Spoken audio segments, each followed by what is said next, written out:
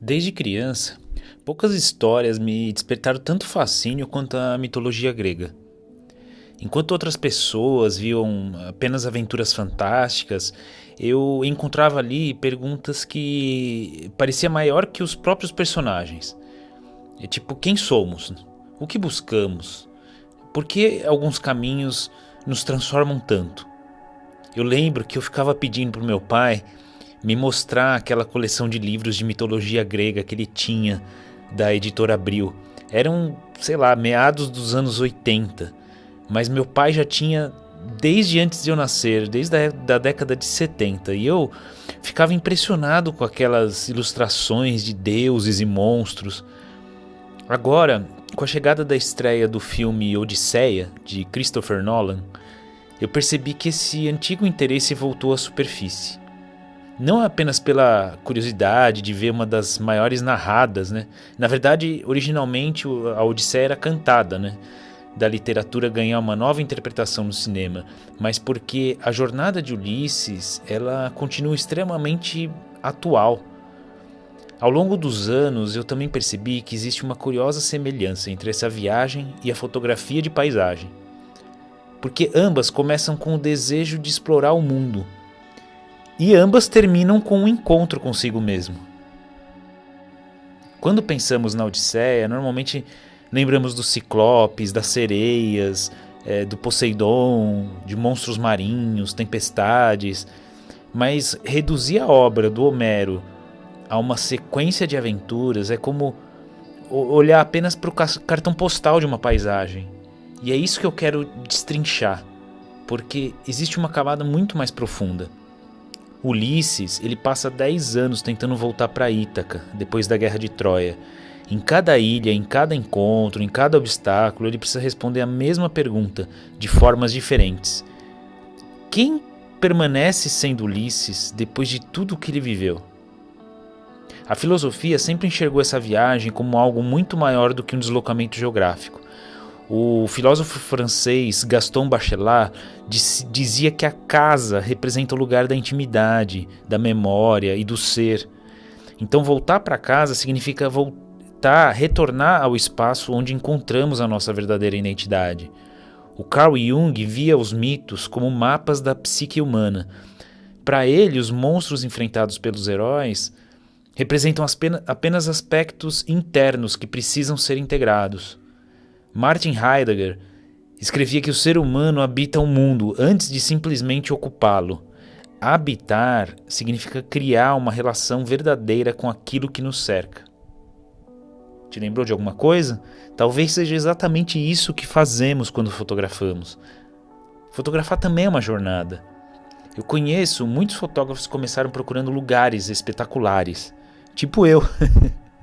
Durante muito tempo, nós acreditamos que a próxima viagem será responsável pela nossa melhor fotografia. Patagônia, Indonésia, as Dolomitas, o Alasca. Depois pensamos no deserto seguinte, na montanha seguinte, no país seguinte. As viagens realmente ampliam o nosso repertório e elas expandem o nosso olhar. Mas em algum momento parece que algo muda, nós percebemos que duas pessoas podem estar exatamente diante da mesma paisagem e produzir fotografias completamente diferentes.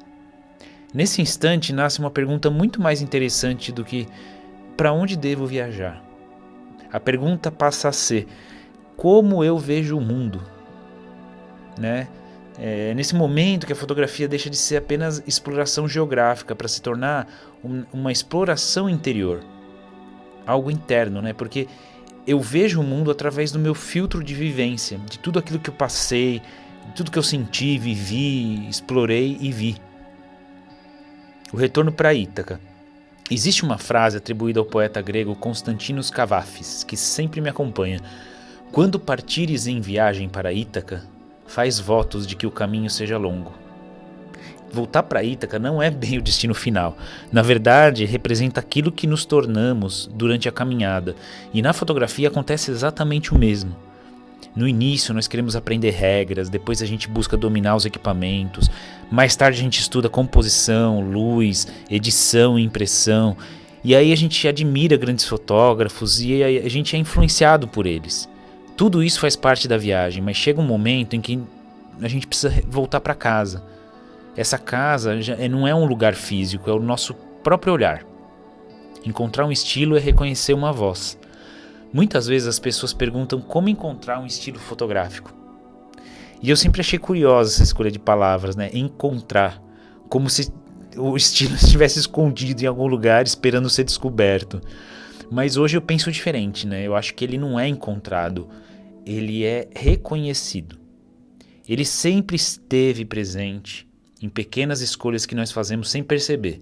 Por exemplo, na forma como a gente espera a luz, na distância que a gente mantém do assunto, na maneira que a gente usa ou não os elementos invisíveis, como tempo, sensações, naquilo que a gente escolhe excluir do enquadramento, deixar fora, deixar dentro, no tempo que permanecemos diante da paisagem. Essas decisões vão formando uma espécie de assinatura invisível. Com o tempo, a gente começa a perceber que nós não estamos exatamente fotografando um assunto óbvio, aquilo que está diante da câmera, mas sim aquilo que existe dentro de nós. A paisagem como espelho. Seria por isso que eu continuo voltando aos mesmos temas? Água, neblina, os pires, amanheceres, longas exposições, silêncio, minimalismo. Eu meio que me reconheci nisso ao ir observando o meu próprio trabalho fotográfico. Essas paisagens conversam com algo que sempre existiu dentro de mim. Quanto mais eu fotografo, mais eu percebo que a paisagem funciona como um espelho discreto. Ela revela estados de presença que muitas vezes passariam despercebidos no ritmo acelerado da vida cotidiana. Cada fotógrafo acaba encontrando uma paisagem que responde às perguntas que carrega. Alguns a encontram nas montanhas, outros nas cidades, outros ainda no mar, nas árvores, nas pessoas ou até nos pequenos detalhes do cotidiano. A paisagem exterior, ela desperta uma paisagem interior. A verdadeira exploração. Vivemos numa época em que viajar nunca foi tão acessível e também nunca tivemos tantas fotografias sendo produzidas diariamente. É engraçado que, paradoxalmente, as imagens que mais permanecem na memória continuam sendo aquelas que carregam presença. O ato de ter vivido, apreciado e observado aquele momento presente. Essas imagens elas possuem uma coerência difícil de explicar racionalmente. Reconhecemos quando existe um autor por trás da fotografia, não apenas alguém que apertou o disparador e acha que seja essa a maior aventura disponível para um fotógrafo. Explorar o mundo continua sendo maravilhoso, mas explorar a própria forma de enxergar o mundo talvez seja uma viagem ainda mais longa e certamente mais transformadora. A minha própria Odisseia.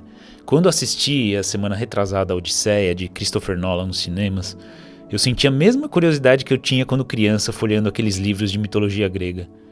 Imagino que Nolan, como costuma fazer, né, ele enxergou nessa história muito mais do que batalhas e criaturas fantásticas. Ele encontrou uma reflexão ali sobre identidade, tempo, memória e transformação. Essa sempre foi a essência da obra de Homero e talvez seja também a essência da fotografia. Cada viagem, cada amanhecer, cada trilha, cada câmera, cada lente, cada fotografia nos conduzem lentamente para um lugar que parecia distante, mas sempre esteve esperando por nós. É nossa própria Ítaca. Na minha opinião, é justamente essa a maior descoberta que uma câmera pode proporcionar. Perceber que toda grande expedição começa caminhando para o horizonte, mas termina dentro de quem segura a câmera. Eu recomendo assistirem esse filmaço, mas antes, deem uma olhada no link aqui, tem um vídeo da gloriosa Lúcia Helena Galvão falando sobre a Odisseia. Um abraço e até mais.